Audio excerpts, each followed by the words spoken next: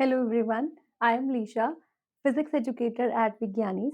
आई hope आप सबकी जो तैयारी है सीयूईटी की वो बहुत अच्छी चल रही है। और आज के जो वीडियो सेशन है उसके अंदर हम लोग फिजिक्स के प्रीवियस ईयर क्वेश्चंस को एनालाइज करने वाले हैं। बेसिकली जो आज हमारा एनालिसिस रहने वाला है दैट इज ऑन 2024 पेपर। तो इस वीडियो को हम दो पार्ट्स में डिवाइड करेंगे अगेन, क्योंकि जो नंबर ऑफ क्वेश्चंस है वो बहुत ज़्यादा है, तो एक ही वीडियो में इसे समझाना will be a difficult part और it will be boring for you as well. तो आज हम कुछ क्वेश्चन सॉल्व करेंगे 2024 के, और जो बाकी बचे हुए क्वेश्चन होंगे वो हम नेक्स्ट पार्ट में सॉल्व करने वाले हैं। So let us begin with the video. तो जो हमारा पहला क्वेश्चन है that is basically based upon the Coulomb's law. Coulomb's law के ऊपर हमारा क्वेश्चन जो है वो बेस्ड है। कूलम्स लॉ क्या कहता है, आप सबको पता है कि एफ इज इक्वल्स टू के Q1 Q2 upon are square. इसके ऊपर बेस्ड हमारा क्वेश्चन है। तो हमारे पास दो चार्ज पार्टिकल्स हैं Q1 एंड Q2। ये Q1 है, ये Q2 है, and they are separated by a distance d।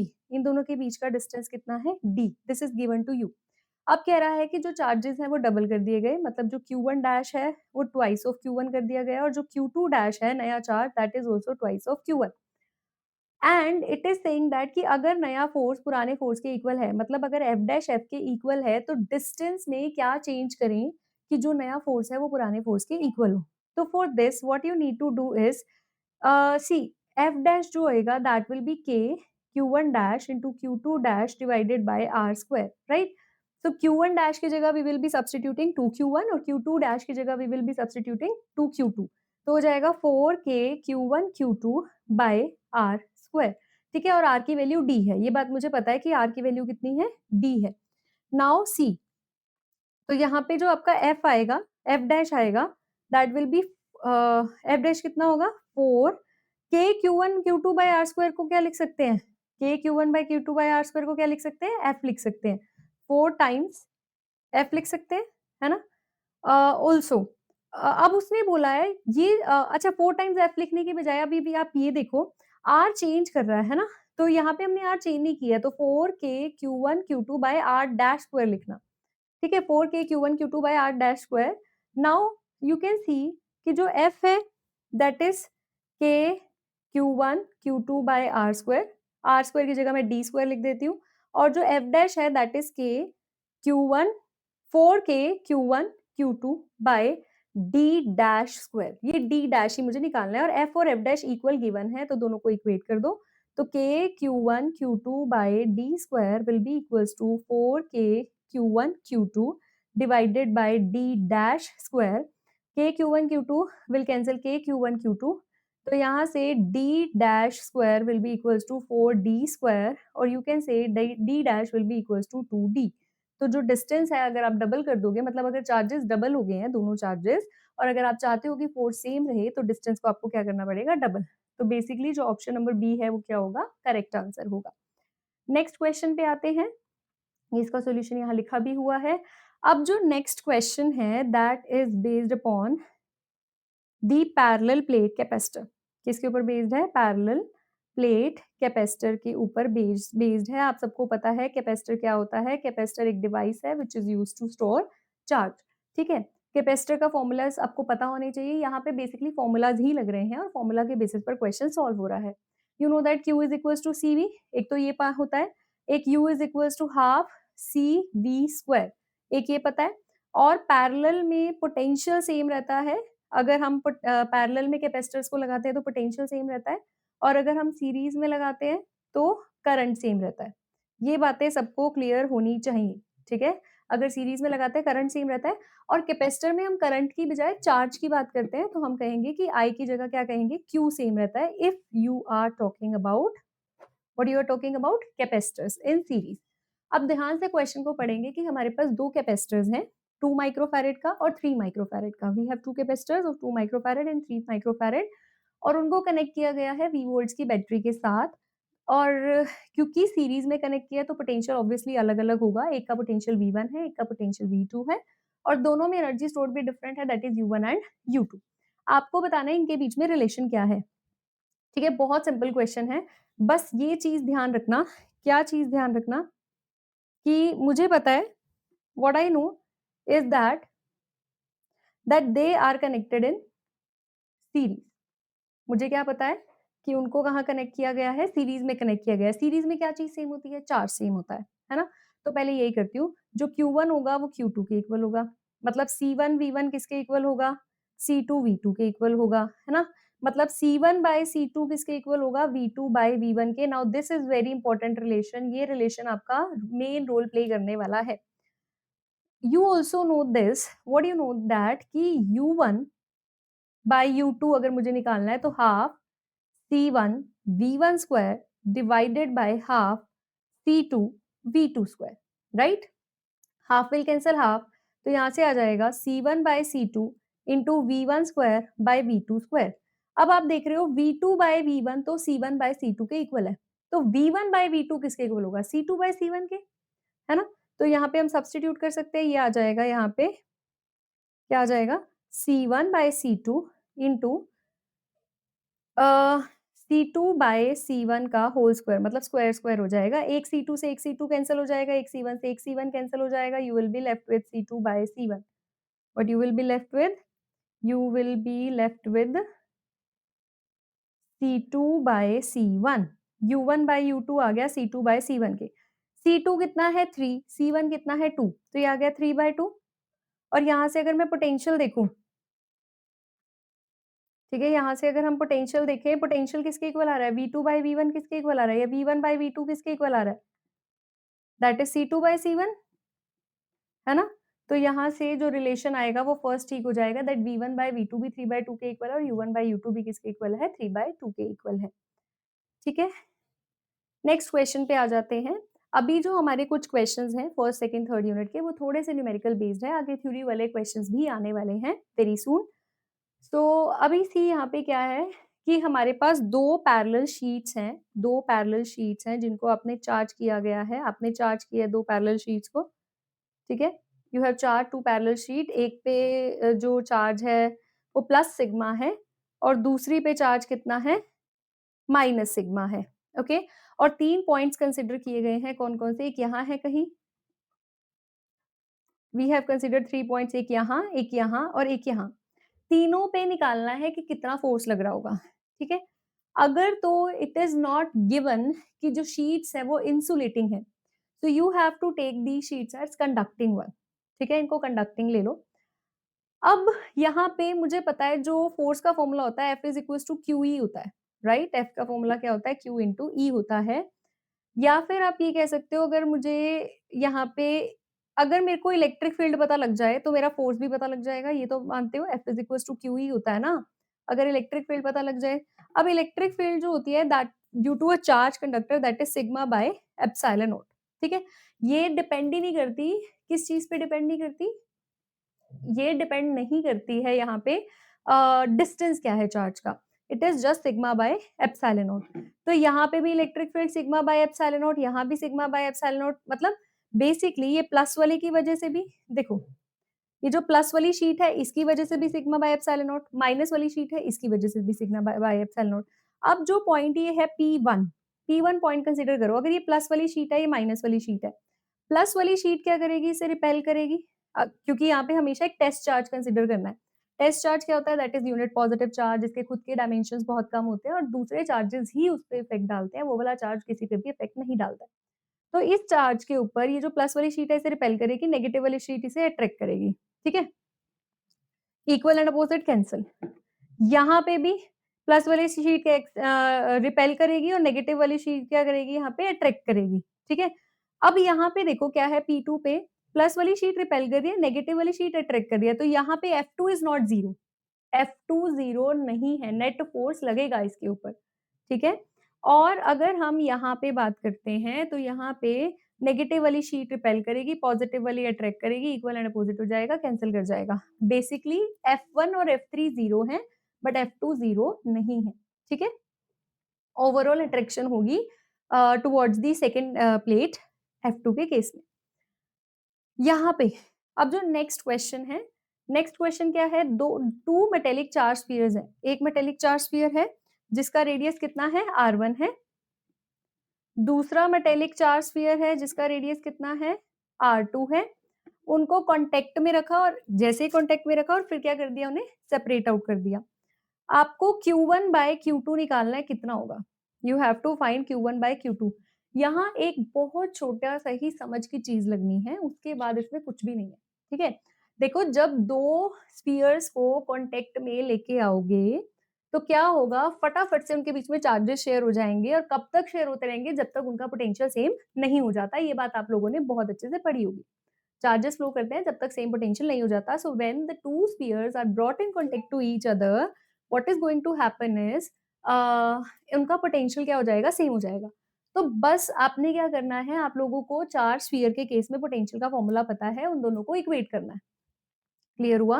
Potential का फॉर्मूला होता है 1 by 4 pi epsilon naught Q by R. तो V1 हो जाएगा 1 by 4 pi epsilon naught Q 1 by R 1 और V2 क्या आएगा?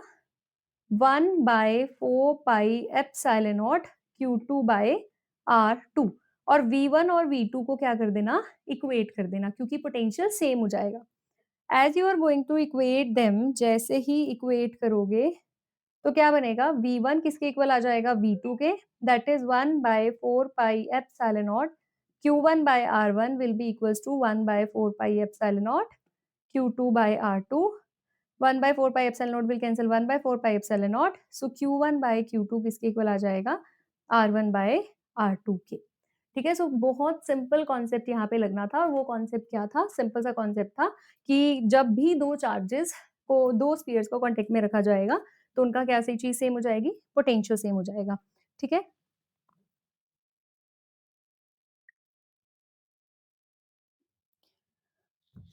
तो जल्दी से देखेंगे यहाँ तक अगर किसी को डाउट है तो। अगर किसी भी बच्चे को कोई डाउट हो तो you can leave the comment in the comment section, ठीक है? We will reply to that. Next question again is numerical. तो next question is based upon resistance. Resistance का टॉपिक आप सबने बहुत अच्छे से करना है। लास्ट ईयर भी और लास्ट टू लास्ट ईयर भी रेजिस्टेंस से रिलेटेड बहुत सारे क्वेश्चन आए थे, वेदर सीरीज और पैरेलल कह लो या बहुत सारी चीजें थी, ठीक है? तो यहाँ पे जो क्वेश्चन है, 2 रेजिस्टेंसेस हैं, आपको फिगर में दिख रहा है। It is clearly visible in figure that there are 2 resistances of 100 ohm and 200 ohm. They are connected in series with each other. उनको सीरीज में लगाया गया है और बैटरी लगाई गई है कितने वोल्ट्स की? बैटरी लगाई गई है 20 वोल्ट की, as shown in the figure. Figure में शोन है, आपको दिख रही होगी। आपको रीडिंग निकालनी है against the 200 ohm resistance. 200 ohm resistance के अक्रॉस आपने क्या निकालना है? वोल्टेज निकालनी है, कितनी वोल्टेज आएगी? आपको पता है कि सीरीज में करंट सेम रहता है बट वोल्टेज डिवाइड करती है।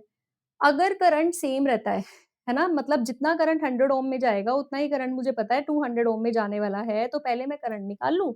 तो ओह्म्स लॉ क्या कहता है? V is equals to IR, है ना? अगर मुझे करंट पता होगा क्या है, रेजिस्टेंस तो मुझे इसका पता ही है 200 ओम है, तो अगर करंट निकाल लूँ और रेजिस्टेंस मुझे पता है, तो वहाँ पे वोल्टेज निकल जाएगी।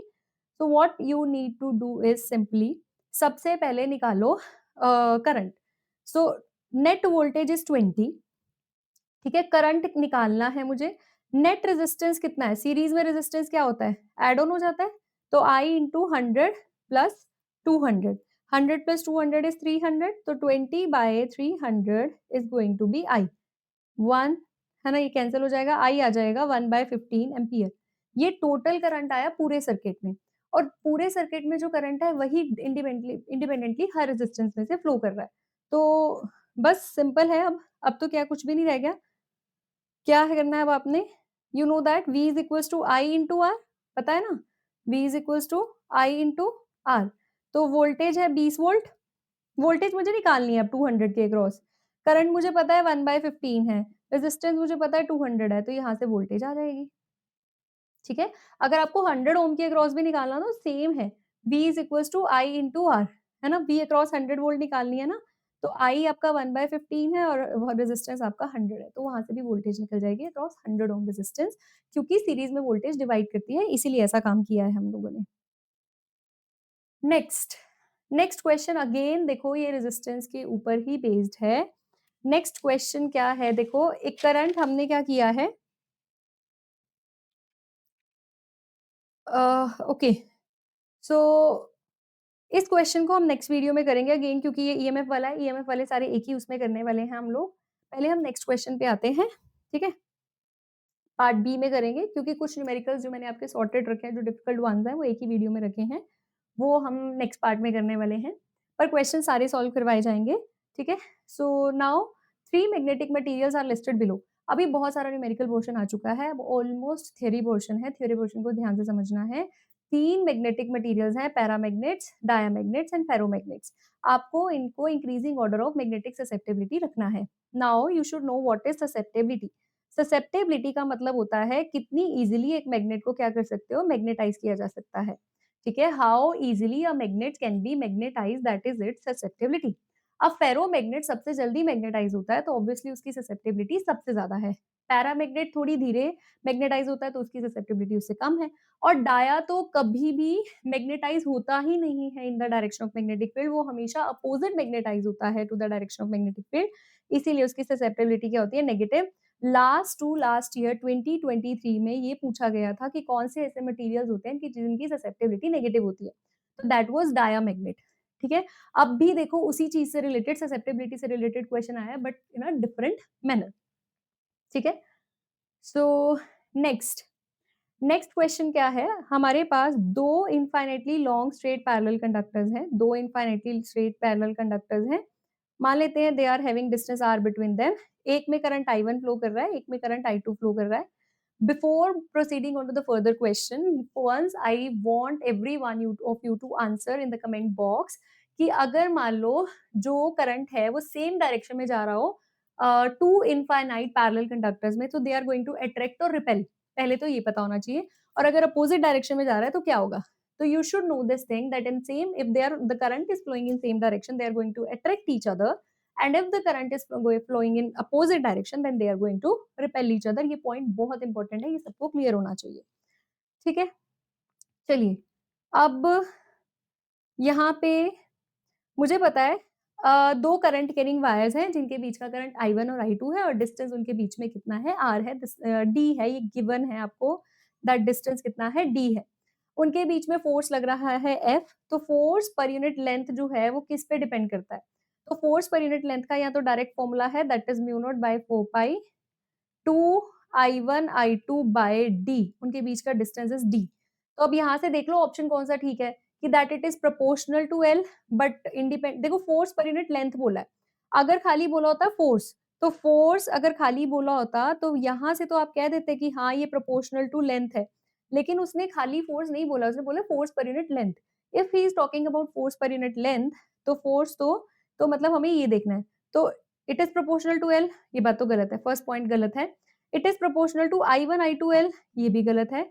It is proportional to I1 I2 but independent of L, ये बात बिल्कुल ठीक है कि वो I1 I2 के तो क्या है, प्रोपोर्शनल है, और L के क्या है, इंडिपेंडेंट है। और it is proportional to L by I1 I2, ये बात भी गलत है। तो सेकंड ऑप्शन क्या रहने वाला है, ठीक रहने वाला है। तो जिसको डायरेक्टली ये फॉर्मूला पता था उसके लिए बहुत स्कोरिंग क्वेश्चन था ये। ठीक है, नेक्स्ट ना, ये जो क्वेश्चन मैं अब आपको बता रही हूँ ना, ये आपने हमेशा याद रखना है, इन दोनों में से एक क्वेश्चन आना ही आना है। कौन सा क्वेश्चन आना ही आना है, कि अगर मान लो मेरे पास एक इनफाइनाइटली स्ट्रेट लॉन्ग वायर है, बहुत लंबी वायर है, कैरिंग करंट आई, और मान लो किसी पी पॉइंट पे मैंने मैग्नेटिक फील्ड निकालना है इस स्ट्रेट करंट कैरिंग वायर की वजह से, तो जो फॉर्मूला होता है इनफाइनाइटली लॉन्ग बोल रही हूँ मैं, तो फॉर्मूला होता है mu naught by 4 pi 2 I by R. What is R, R is the distance between the wire and the point. और अगर मान लो मेरे पास एक सर्कुलर वायर है और इसके सेंटर पे मुझे मैग्नेटिक फील्ड निकालना है, मान लो ओ पॉइंट पे, तो वो आएगा B is equals to mu naught by 4 pi 2 pi I upon R. And what is R here, R is the radius of circle. ठीक है, दोनों में फर्क क्या है, जो वायर वाला है उसमें ऊपर पाई नहीं आ रहा, जो सर्कुलर स्ट्रेट वायर वाला है उसमें ऊपर पाई नहीं आ रहा, और जो सर्कुलर वायर वाला है नीचे उसमें पाई आ रहा है, this is the only difference. ठीक है, अब ये जो क्वेश्चन है ये उसी के ऊपर बेस्ड है, सर्कुलर वायर के ऊपर। ठीक है, अब कई बुक्स में क्या लिखा होता है, अगर मान लो इसको कैंसिल कर दे 2 पाई से, ये 2 बचेगा, है ना, ये आ जाएगा mu naught I by 2 R, किसी-किसी बुक में ऐसे भी गिवन होता है, और जो यहाँ पे ऑप्शन गिवन है वो इसी टर्म्स में गिवन है। पर मैंने इसको ऐसे क्यों याद करवाया आप लोगों को, क्योंकि म्यू नॉट अपॉन 4 पाई की एक फिक्स्ड वैल्यू होती है, that is 10 raised to power -7, और वो न्यूमेरिकल्स में डायरेक्टली सब्स्टिट्यूट की जा सकती है, इसीलिए मैंने आपको इसी वे में लर्न करवाया है। बट नेवरदलेस अगर क्वेश्चन में पाई नहीं आ रहा है तो आपको उसे कैंसल करना है। ठीक है? तो एक सर्कुलर वायर है, आपको दिख रहा है, उसके अंदर 3I करंट एंटर कर रहा है और जो ऊपर वाला पार्ट है, उसका जो रेजिस्टेंस है, ये जो ऊपर वाला पार्ट है, इसका जो रेजिस्टेंस है वो 2R है और जो नीचे वाला पार्ट है, उसका जो रेजिस्टेंस है वो कैपिटल R है। और 3I करंट एंटर कर रहा है, तो आपको पता है amount of current leaving the circuit entering the circuit should be equals to the amount of current leaving the circuit. ये तो हमारा किर्चॉफ लॉ कहता है और ये फॉलो भी होना ही चाहिए, राइट? और यहाँ पे करंट इस डायरेक्शन में है, यहाँ पे करंट इस डायरेक्शन में है। अब आपको पता है कि अगर करंट कैरिंग वायर है, तो उसके आस-पास मैग्नेटिक फील्ड तो जनरेट होगा ही होगा। आपको वो मैग्नेटिक फील्ड निकालना है, कितना है और किस डायरेक्शन में आ रहा है। अब यहाँ पे आपको मैक्सवेल का रूल भी आना चाहिए, ठीक है? तो सब चीज़ें हमें पता होनी चाहिए। क्या पता होनी चाहिए? एक सर्कुलर वायर है, ठीक है? ये इसका सेंटर है, ऊपर करंट जा रहा है इस डायरेक्शन में, नीचे करंट जा रहा है इस डायरेक्शन में, ठीक है? तो अगर मैं Maxwell right hand thumb rule लगाती हूँ, तो ध्यान से देखो अगर करंट ऐसे जा रहा है, तो मैग्नेटिक फील्ड अंदर है ना? और अगर करंट यहाँ से देखो अगर ऐसे जा रहा है, ठीक है, ऐसे जा रहा है, तो मैग्नेटिक फील्ड बाहर है। तो जो अपर वाली वायर है, उसकी वजह से मैग्नेटिक फील्ड इनसाइड है, परपेंडिकुलर है पर इनसाइड है। और जो लोअर वाली वायर है, उसकी वजह से मैग्नेटिक फील्ड परपेंडिकुलर है बट आउटसाइड है। अब किसका इफ़ेक्ट ज़्यादा होगा, है ना? ये भी तो देखना है ना। अब देखो ऑब्वियस सी बात है अगर ऊपर रेजिस्टेंस ज़्यादा है, ऊपर का रेजिस्टेंस 2R है, नीचे का रेजिस्टेंस R है, तो ऑब्वियस सी बात है अगर नीचे का रेजिस्टेंस कम है, तो वहाँ से करंट ज़्यादा जाएगा और जहाँ से करंट ज़्यादा जाएगा, वहाँ पे मैग्नेटिक फील्ड ज़्यादा स्ट्रॉन्ग होगी मतलब उसका इफ़ेक्ट ज़्यादा होने वाला है। तो एक तो ऑप्शन में ये देखो कि out of the plane option होना चाहिए, क्योंकि इनवर्ड नहीं होगा, 2 है ना, या तो इनवर्ड होगी या आउटवर्ड होगी। पर मेरा इफ़ेक्ट लोअर वाले पोर्शन का ज़्यादा है और लोअर वाले पोर्शन में मैग्नेटिक फील्ड आउटसाइड आ रही है। तो ऑप्शन या तो फर्स्ट करेक्ट होने वाला है या ऑप्शन कौन-सा करेक्ट होने वाला है? थर्ड करेक्ट होने वाला है। सेकंड और फोर्थ तो गलत ही हो गए, ठीक है? बिल्कुल गलत हो गए। तो अब आप देखो फर्स्ट और थर्ड में, है ना? जो ऊपर वाला है, तो यहाँ पे आप लोगों ने बस फ़ॉर्मूला लगाना है, ठीक है? फ़ॉर्मूला क्या कहता है? फ़ॉर्मूला कहता है कि B is equals to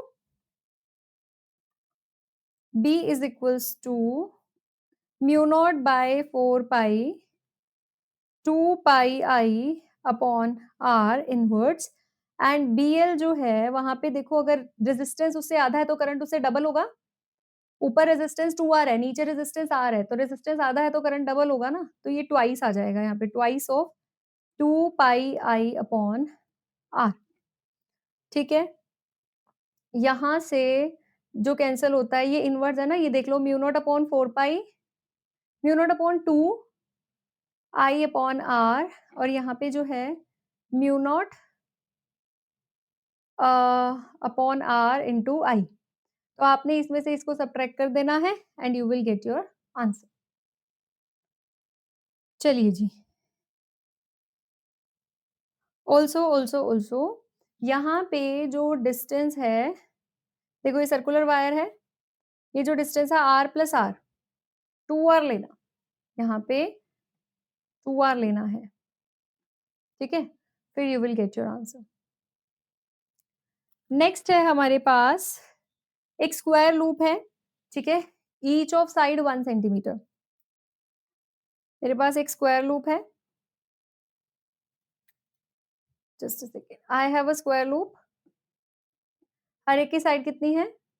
1 centimetre है और इसके अंदर से 10 एम्पीयर करंट जो है वो पास कर रहा है और ये कितनी फील्ड जनरेट कर रहा है? 0.2 टेस्ला, ठीक है? और जो मैग्नेटिक फील्ड है वो लूप के पैरेलल है। अगर लूप ऐसे है तो मैग्नेटिक फील्ड पैरेलल है, ठीक है? तो आपने बताना है उसके ऊपर कितना फोर्स लग रहा है। यू हैव टू टेल कि इसके ऊपर कितना फोर्स लग रहा है। तो इतनी बात तो सबको ही क्लियर होनी चाहिए कि अगर you know that F is equals to BIL sin theta, पढ़ा है ना? F is equals to BIL sin theta, अगर वायर पर पैरेलल है तो थीटा 0 हो जाएगा, तो फोर्स क्या हो जाएगा? 0 हो जाएगा, ठीक है? ऑल्सो मतलब इन 2 वायर्स की वजह से जो इसके पैरेलल है, उनकी वजह से फोर्स क्या हो जाने वाला है? 0 हो जाने वाला है। बट ये वाली वायर और ये वाली वायर तो परपेंडिकुलर है ना, तो इसकी वजह से फोर्स 0 नहीं होगा। तो फोर्स का फॉर्मूला होता है यहाँ पे टॉर्क लगेगा बेसिकली NIAB sin थीटा, ठीक है? थीटा यहाँ पे परपेंडिकुलर हो जाएगा, 90 हो जाएगा, तो N नंबर ऑफ लूप्स तो 1 है। करंट कितना फ्लो कर रहा है? 10 एम्पीयर एरिया, एरिया कैसे निकालते हो स्क्वायर का? साइड का स्क्वायर, है ना? यहाँ पे 1 सेंटीमीटर है, 1 सेंटीमीटर को मीटर में कर लेना, 100 से डिवाइड करके उसका स्क्वायर। मैग्नेटिक फील्ड कितनी है? 0.2 टेस्ला की, साइन 90 इज़ 1, तो यहाँ से आपका आंसर आ जाएगा, ठीक है? ओके, ये तो डायरेक्ट फॉर्मूला ही था, tau is equals to NIAB sin theta. अब यहाँ पे जो ये वाला क्वेश्चन है, ये भी इम्पोर्टेंट है। ये इम्पोर्टेंट क्यों है? क्योंकि लास्ट ईयर भी इससे रिलेटेड क्वेश्चन पूछा गया है। क्वेश्चन ये है आपका EMI एंड AC से। The question basically belongs to EMI and AC वाला चैप्टर। एसी सर्किट में वो क्या कह रहा है, जो एक अगर हमारे पास एक प्योरली एसी सर्किट है, वोल्टेज जो है वो लीड कर रही है, करंट जो है वो लीड कर रहा है किसको? वोल्टेज को by a phase of pi by 2। Pi by 2 के फेज से वो उसको लीड कर रहा है, मतलब करंट आगे है।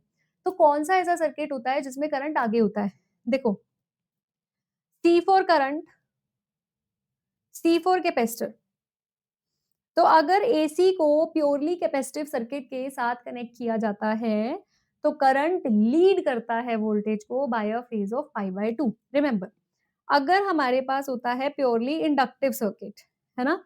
तो इंडक्टिव सर्किट में वोल्टेज लीड करती है किसको? करंट को by a phase of pi by 2। और अगर मेरे पास प्योरली रेजिस्टिव सर्किट है, तो रेजिस्टिव सर्किट में V and I are in phase. Are in phase मतलब उसमें कोई भी लीड नहीं करता है, जिस फेज़ में आई जाएगा उसी फेज़ में बी जाने वाला है, ठीक है? तो ये क्वेश्चन भी सॉल्व हो गया। उसके बाद in a pair of adjacent coils, this is very easy question, लगता बहुत डिफिकल्ट है, बहुत लंबी-चौड़ी मतलब बेसिकली स्टेटमेंट दी हुई है आपको, पर बहुत ईज़ी क्वेश्चन है। एक पेयर ऑफ एडजेसेंट कॉइल्स है, मान लो ऐसे म्यूचुअल इंडक्शन शो कर रहे हैं, है ना? तो अगर मान लो एक में करंट चेंज कर रहा है, म्यूचुअल इंडक्शन में क्या होता है? करंट एक में चेंज करेगा, जिसकी वजह से फ्लक्स दूसरे में चेंज करेगा और दूसरे में करंट इंड्यूस होगा, है ना? यही होता है। देखो, बहुत ज़्यादा जो डिटेल है वो आप लोगों को जो क्रैश कोर्स आने वाला है उसमें दी जाएगी। अभी हम सिर्फ पीवाईक्यू सॉल्व कर रहे हैं, कंसीडरिंग आप लोगों के बेसिक कॉन्सेप्ट्स क्लियर हैं। बट अगर किसी कॉन्सेप्ट में फिर भी आपको दिक्कत आती है, you can again leave a comment, ठीक है? तो एडजेसेंट कॉइल्स हैं जिसमें जो करंट है वो 0 से 10 एम्पीयर चेंज हो रहा है, तो DI कितना है? Basically 10 minus 0 is 10 ampere. कितने टाइम में चेंज कर रहा है? 0.25 सेकंड्स में चेंज कर रहा है। और मैग्नेटिक फ्लक्स कितनी चेंज होती है? मतलब D जो चेंज होता है वो 15 वेबर चेंज होता है। आपको म्यूचुअल इंडक्शन निकालना है। Very simple. किसी को ये पता है phi is equals to MI? पता है ये सबको phi is equals to MI? तो D will be equals to M into DI, ठीक है? D की वैल्यू क्या है? 15। M मुझे निकालना है, DI कितना है? 10। तो M is equals to 1.5 by 10, sorry 15 by 10 that is 1.5 henry. कितना सिंपल क्वेश्चन था और कितना कुछ दिया हुआ है। देखो, यहाँ पे टाइम का कोई यूज़ नहीं है, पर टाइम आपको गिवन है। तो you don't have to get confuse, sometimes extra चीज़ें भी आपको पेपर में दी जाती हैं। ओके, सो यहाँ पे अब जो क्वेश्चन है, this is based upon Lenz's law. अब जैसे ही लेंज़ेज़ लॉ बोला, आप सबके दिमाग में डेफिनिशन आ जानी चाहिए, लेंज़ेज़ लॉ क्या कहता है? लेंज़ेज़ लॉ कहता है, क्या कहता है? कि जब भी फ्लक्स एक कॉइल में चेंज करेगा, तो वहाँ पे करंट इंड्यूस होगा। करंट इस तरह से इंड्यूस होगा कि वो अपने बनने के कारण को अपोज़ करेगा। अगर उसका बनने का कारण मैग्नेटिक फील्ड का इंक्रीज़ होना है, तो वो चाहेगा कि मैग्नेटिक फील्ड डिक्रीज़ हो जाए, मतलब वो करंट इस तरह से चलाएगा कि ताकि मैग्नेटिक फील्ड ओवरऑल डिक्रीज़ हो जाए और वो उसी वैल्यू पे पहुँच जाए। अगर करंट के बनने का रीज़न इज़ मैग्नेटिक फील्ड का डिक्रीज़ होना, तो अगर मान लो मैग्नेटिक फील्ड डिक्रीज़ हो रही है तो फ्लक्स चेंज कर रहा है ना? तो करंट इस तरह से बनेगा कि वो उस मैग्नेटिक फील्ड को बढ़ाना चाहेगा ताकि वो अपनी ओरिजिनल वैल्यू पे पहुँच जाए। अब इसी के बेसिस पे आपने डायरेक्शन निकालनी है। क्वेश्चन क्या है? एक वायर है, इर्रेगुलर शेप की है, दिख रही है ए और बी में, है ना? और इनको मैग्नेटिक फील्ड में एंटर कराया कराया जा रहा है। ये क्रॉस है, क्रॉस मतलब परपेंडिकुलरली इनवर्ड मैग्नेटिक फील्ड, ये डॉट है मतलब परपेंडिकुलरली आउटवर्ड मैग्नेटिक, ठीक है? तो आपने करंट की डायरेक्शन बतानी है। देखो भई, आप क्या कर रहे हो, इस लूप को बाहर लेके जा रहे हो, है ना? यहाँ पे देखो, ये क्रॉस है, ध्यान से समझना, ठीक है? ये क्रॉस है, आप इस लूप को बाहर लेके जा रहे हैं, जिस भी शेप का हो, it doesn't matter. Shape doesn't matter, यहाँ पे जो भी बोल रहा है, डज़न्ट मैटर शेप क्या है, आपको बस ये देखना है कि आप इस लूप को बाहर लेके जा रहे हो। मैग्नेटिक फील्ड क्या है? परपेंडिकुलरली इनवर्ड, अंदर की तरफ मैग्नेटिक फील्ड है। जब आप इस लूप को बाहर लेके जा रहे हो, तो मैग्नेटिक फील्ड डिक्रीज़ कर रही है। अब ये लूप क्या चाहेगा, इसके अंदर से मैग्नेटिक फील्ड डिक्रीज ना हो, क्योंकि हर चीज इस दुनिया में स्टेबिलिटी चाहती है। तो क्या होगा, ये चाहेगा कि इसके अंदर से मैग्नेटिक फील्ड बढ़े। अब मैग्नेटिक फील्ड कब बढ़ेगी, जब उसी डायरेक्शन में फील्ड ऐड हो जाएगी या उससे अपोजिट में। जब उसी डायरेक्शन में ऐड होगी तभी फील्ड बढ़ेगी ना। तो क्या करना है, उसी डायरेक्शन में, बेसिकली बेसिकली फील्ड उसी डायरेक्शन में। तो करंट की डायरेक्शन क्या आ रही है, अगर फील्ड की वही डायरेक्शन हुई तो करंट की डायरेक्शन क्या आ रही है, देखो ना, करंट की डायरेक्शन समझ रहे हो क्या है, क्लॉकवाइज आई ना, है ना। और अगर यहाँ पे डॉट है, डॉट के केस में भी आप क्या कर रहे हो, इस वायर को बाहर लेके जा रहे हो। अगर आप बाहर लेके जा रहे हो तो मैग्नेटिक फील्ड डिक्रीज कर रही है। अब ये चाहेगी मैग्नेटिक फील्ड डिक्रीज ना हो। मैग्नेटिक फील्ड डिक्रीज कब नहीं होगी, जब जब इसी अब मतलब बाहर वाली डायरेक्शन में ही फील्ड बढ़ जाए। बाहर वाली डायरेक्शन में फील्ड बढ़ जाए मतलब करंट कहाँ जा रहा है फिर उस केस में, एंटी क्लॉकवाइज ना।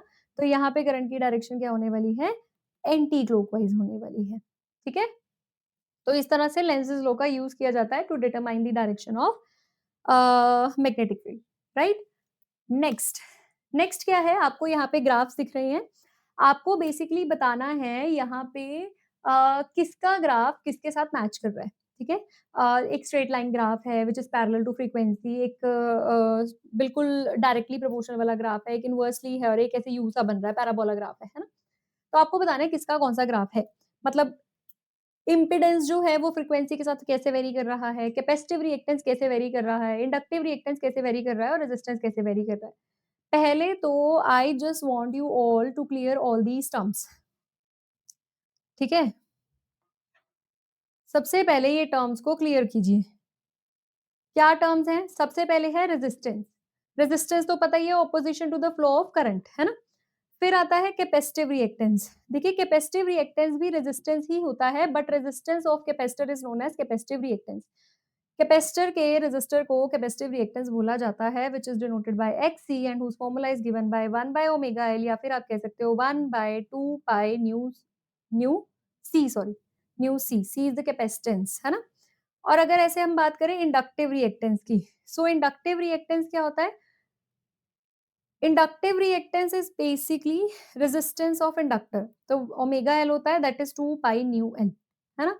और जो इम्पीडेंस होता है that is given bye, impedance कब फाइंड आउट करते हैं, जब मान लो मेरे पास एक सर्किट में रेजिस्टेंस भी लगा हुआ है, कैपेसिटेंस भी लगा हुआ है, इंडक्टर भी लगा हुआ है, उन सबका जो नेट रेजिस्टेंस होता है that is impedance which is given by R square plus XL minus XC का होल स्क्वायर।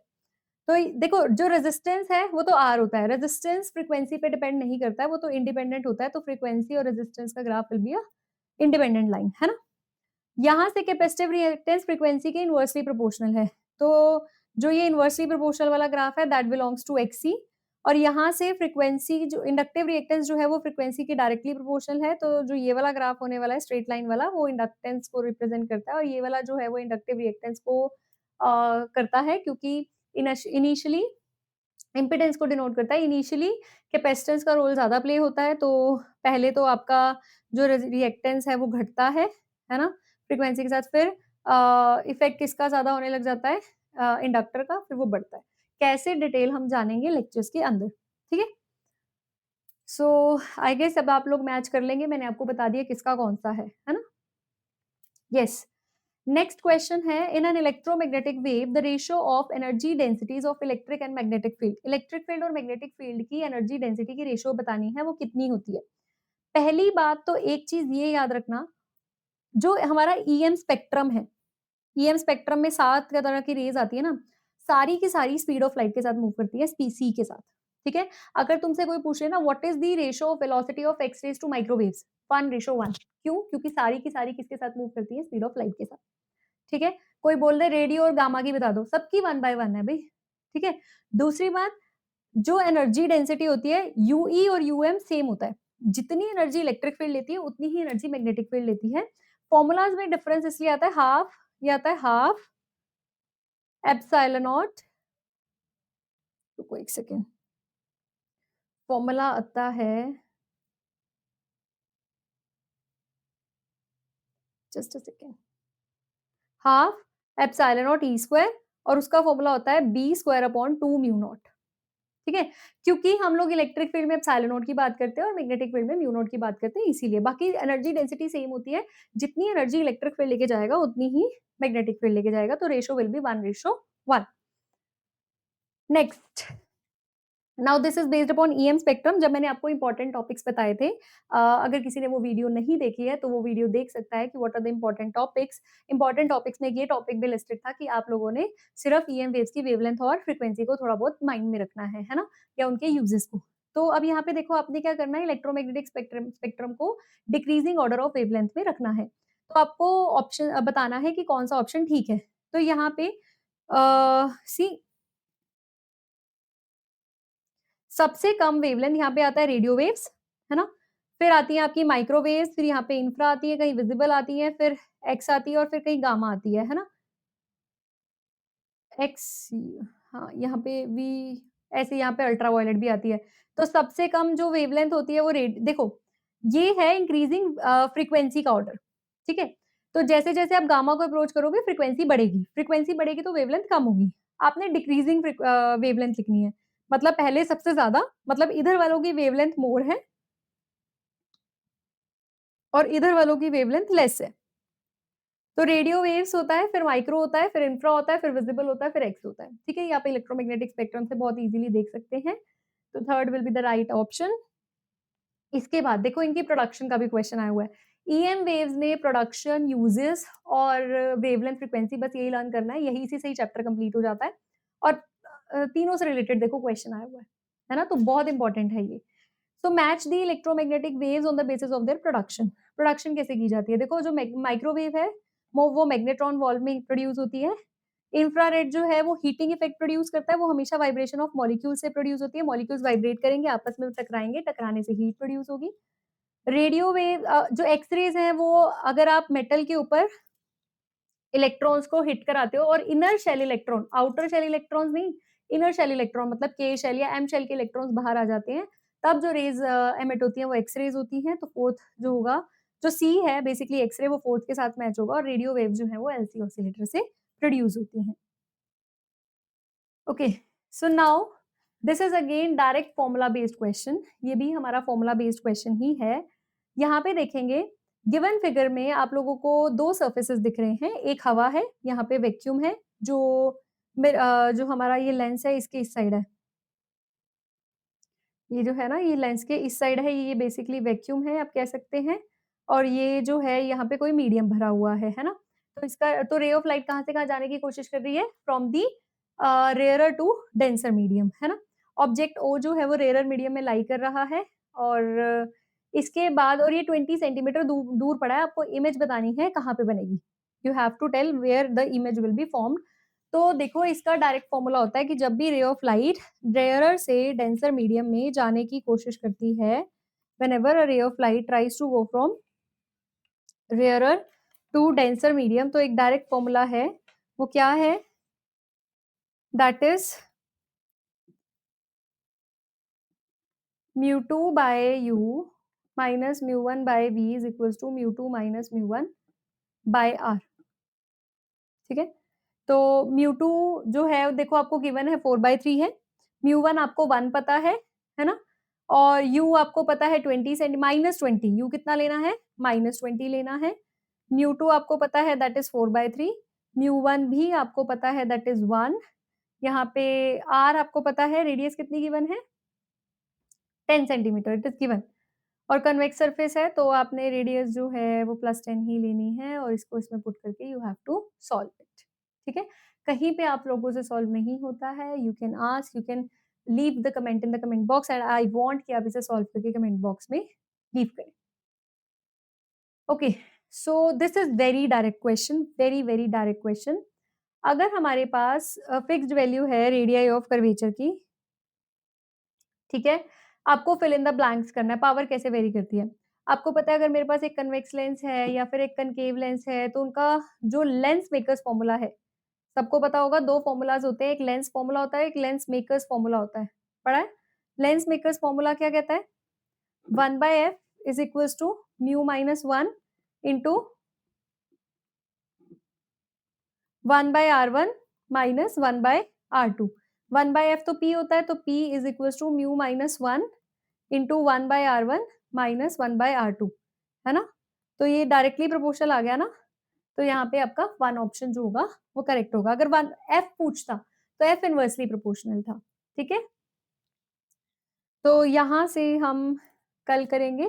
आई होप आप लोगों को आज जो है सारे क्वेश्चंस हैं वो समझ आ गए होंगे, ठीक है? जो अब आगे आने वाले क्वेश्चंस हैं, जो भी हमारे 15-20 क्वेश्चंस बचे हैं, वो हम कल करने वाले हैं, ओके? तो अगर किसी को कोई डाउट आता है, so again you can leave in the comment box.